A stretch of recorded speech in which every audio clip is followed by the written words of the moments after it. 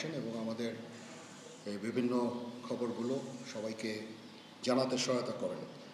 আজকে আপনাদের প্রতি কৃতজ্ঞতা। আপনারা আজকে খুব কম সময়ের মধ্যে আপনারা এসেছেন। ভাবলাম যে কী পরিস্থিতি হচ্ছে, কি হচ্ছে, এই ব্যাপারগুলো নিয়ে আপনাদের সাথে আবার একটু কথা বলি। কিছুক্ষণ আগে আমি আমার কমান্ডারদের সাথে, জিওসিসদের সাথে কথা বলেছি। পরিস্থিতি এখন অনেক উন্নতি হচ্ছে।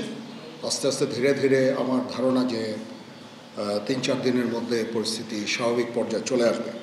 তবে যারা এই সমস্ত অপরাধ করেছে তাদেরকে আমরা ছাড় দিব না।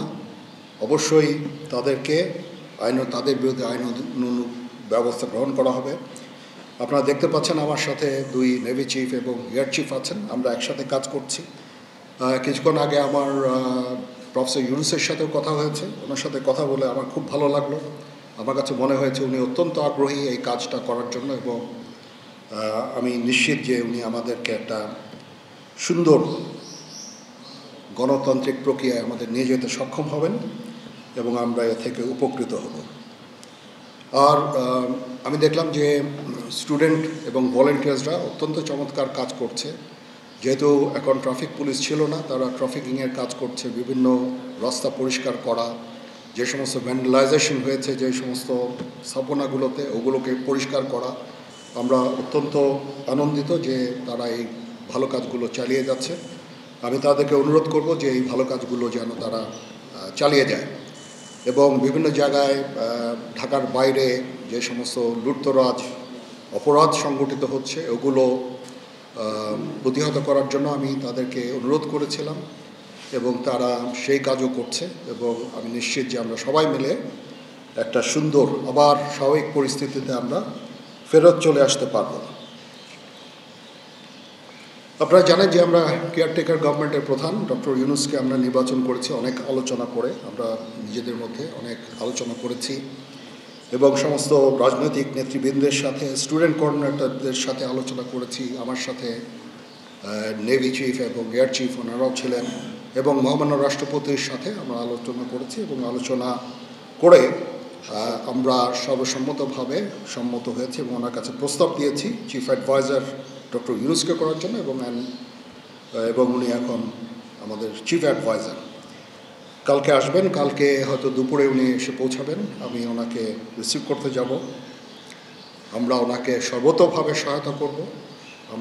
আমি army chief, navy chief, air chief, এবং আমি নিশ্চিত যে উনি এই সমস্ত রাজনৈতিক দল এবং সবার কাছ থেকে সাহায্য সহযোগিতা পাবেন। স্টুডেন্ট ফোরাম, স্টুডেন্টস, এবং আমরা সবাই মিলে ওনাকে সাহায্য করব এবং আমি নিশ্চিত যে তাহলে উনি অত্যন্ত সফলভাবে ওনার এই কাজ সমাধা করতে সক্ষম হবেন। অনেক ধরনের গুজব চলছে। আমি জনগণকে আহ্বান করব এ ধরনের গুজবে যেন কান না দেয়। আমরা একটা চমৎকার পরিবেশে সুন্দরভাবে সবাই মিলে আমরা কাজ করে যাচ্ছি।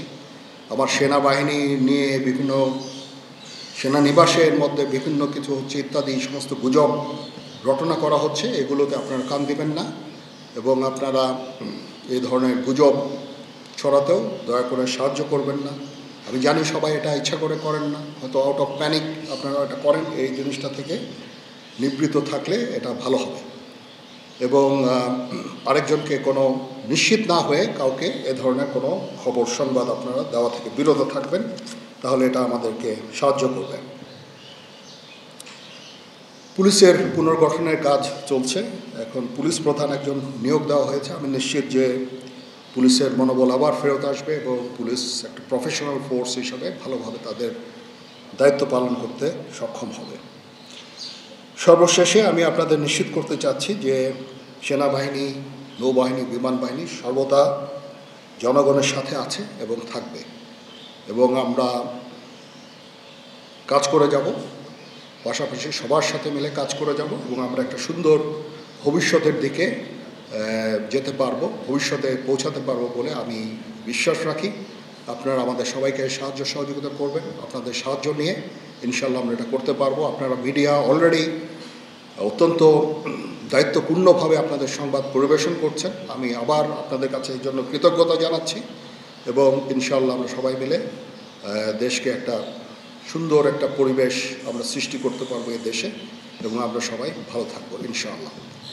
এখন আপনাদের যদি কোনো কোয়ারিজ থাকে, কোনো প্রশ্ন থাকে আমাকে করতে পারেন। আমি যদি আমার জানা থাকে আমি অবশ্যই এটার উত্তর দেব। শপথ গ্রহণের জন্য যথাসাধ্য চেষ্টা করছি। একটা প্রস্তাব ছিল বিকালে করার, বিকালে খুব টাইট হয়ে যেতে পারে কি উনি 2:10-এর দিকে হয়তো এখানে আসবেন, এটা মেবি ভেরি টাইট। আমরা হয়তো তাইলে রাত্রেবেলা রাত 8টার দিকে করতে পারি। হয়তো 400 জন লোকের উপস্থিতি এখানে থাকবে। এই পরিসরে আমরা শপথ গ্রহণের অনুষ্ঠান ইনশাল্লাহ করব। সেনাপ্রধান, আমরা দেখেছি যে সেনাবাহিনী বাংলাদেশ এবং বাইরে যে কোনো দুর্যোগ যে কোনো কিছু মোকাবেলা করতে সক্ষম। রিসেন্টলি আমরা দেখতে পাচ্ছি যে বাংলাদেশের বিভিন্ন জায়গায় দুর্বৃত্তরা ডাকাতি থেকে শুরু করে লুটতরাজ করছে, এবং গতকাল রাতের বেলা মোহাম্মদপুর, ধানমন্ডি এই এলাকাগুলোতে ঘটনা ঘটছে রাজধানী শহরে। এবং এই বিষয়ে আসলে সেনাবাহিনী কি পদক্ষেপ দিচ্ছে এবং সাধারণ মানুষ কিন্তু উদ্বেগ করার মধ্যে হচ্ছে। হ্যাঁ, প্রথম কথা হচ্ছে যে আমি দায়িত্ব নিয়েছিলাম অবশ্যই, এবং আমি রাজনৈতিক নেতৃবৃন্দর কাছ থেকে কথাও আমি ওনাদের কাছ থেকে ওনাদেরকে আমি বলেছিলাম যে আপনারা আমাদের সাহায্য করেন, যে মুহূর্তে এই ট্রানজিশনটা হবে এ ধরনের সমস্যার সৃষ্টি হতে পারে। এবং ওনারাও আমাকে বলেছিলেন যে ওনাদের যতদূর সম্ভব সাহায্য করবেন। তারপরেও কিছু কিছু ঘটনা ঘটেছে। এটা ঘটার পেছনে তো কিছু কারণও আছে, এবং আমরা ইনিশিয়ালি হয়তো কিছু এরকম ঘটনা ঘটেছে, বাট তারপরে এখন পরিস্থিতি কিন্তু অনেক শান্ত হয়ে আসছে। আমরা আমাদের যত স্ট্রেংথ আছে, পুলিশ কিন্তু নন এক্সিস্টিং, পুলিশ কোনো ডিউটিতে নাই। পুলিশের একটা বড় ফোর্স, এটার যে ভয়েড যেটা সৃষ্টি হয়েছে, এই ভয়েডটা সেনাবাহিনীর স্ট্রেংথ দিয়ে এটা পুরো করা সম্ভব না। আর তারপরেও আমরা যথাসাধ্য চেষ্টা করে যাচ্ছি, এবং হাজার হাজার লোককে আমরা কিন্তু এই সমস্ত সমস্যা থেকে আমরা উদ্ধার করেছি। বহু পুলিশ, আমার জানা মতে বহু পুলিশ, অনেক থানা, তারপরে সরকারি কর্মকর্তা কর্মচারীদের রেস্কিউ করা, এই সমস্ত কাজগুলো আমরা করেছি। আমরা সমস্ত ইম্পর্টেন্ট জায়গা যেমন বিমানবন্দর, ডিপ্লোম্যাটিক এরিয়া, সেক্রেটারিয়েট, জাজেসদের অ্যাকোমোডেশন, তারপরে সেক্রেটারিদের অ্যাকোমোডেশন, এই সমস্ত গুরুত্বপূর্ণ জায়গাগুলিও আমরা প্রোটেক্ট করছি, এবং বিভিন্ন জায়গায় পেট্রোলিং করা হচ্ছে। তারপরেও একটা ইনিশিয়ালি 2-1 দিন এটা হয়েছে, সেজন্য আমি অত্যন্ত দুঃখিত এবং বিব্রত। যাই হোক, এটা আমার যে স্ট্রেংথ যা ছিল এটা নেভি, এয়ারফোর্সও তারা তাদের মতো করে করেছে। আমরা যথাসাধ্য চেষ্টা করেছি, তারপরও কিছু হয়ে গেছে। এটা আমার জাস্ট সিম্পলি আমাদের এনাফ স্ট্রেংথ ছিল না। বাট আমি নিশ্চিত যখন পুলিশ পুনর্গঠন হয়ে যাবে, তারা যখন আবার কাজে নেমে যাবে, তখন এই ভয়েডটা খুব সহজেই আমরা পূরণ করতে পারবো। পুলিশের একটা বিরাট সংখ্যক ফোর্স, পুলিশ ইজ একটা বড় ফোর্স। তো এই ফোর্স যদি নিষ্ক্রিয় হয়ে যায়, সেটার ভয়েড পূরণ করা সেনাবাহিনী, বিমান বাহিনী, নৌবাহিনী সবার পক্ষে সম্ভব না। আমরা এটার জন্য ডিজাইনও না। যাই হোক, আমি নিশ্চিত যে খুব শীঘ্রই তারা পুনর্গঠিত হবে, এবং এই সমস্ত ভ্যান্ডালিজম এগুলোকে প্রতিহত করতে সমর্থ হবে। বাট আমি এটুকু আপনাদের বলছি যে যারা এই সমস্ত কাজে জড়িয়েছে তাদেরকে আমরা আইনের আওতায় আনার সর্বোচ্চ চেষ্টা আমরা করব।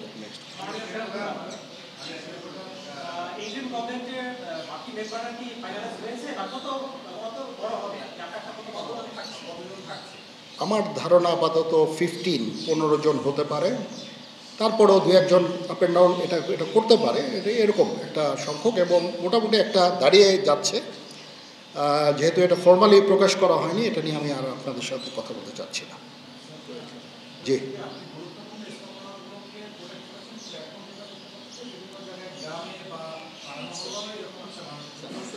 হ্যাঁ হচ্ছে, বাট সংখ্যা অনেক কমে এসেছে।